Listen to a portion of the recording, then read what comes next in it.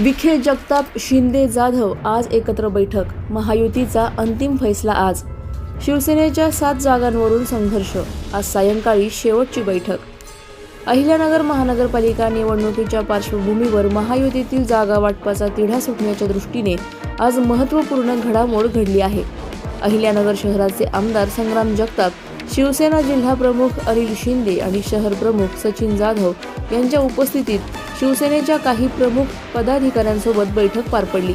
महायुतीच्या अनुषंगाने झालेल्या या बैठकीत तिन्ही पक्षांच्या नेत्यांमध्ये सकारात्मक चर्चा झाल्याची माहिती सूत्रांनी दिली आहे.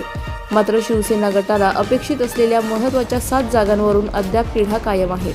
दरम्यान या 7 जागांच्या संदर्भात अंतिम निर्णय घेण्यासाठी आज संध्याकाळी माजी खासदार सुजय विखे पाटील आणि आमदार संग्राम जगताप यांच्या समवेत शिवसेना जिल्हा प्रमुख अनिल शिंदे व शहर प्रमुख सचिन जाधव यांची सायंकाळी 7:30 वाजता निर्णायक बैठक होणार आहे. या बैठकीत शिवसेनेला अपेक्षित 7 जागांचा तिढा सुटणार आहे.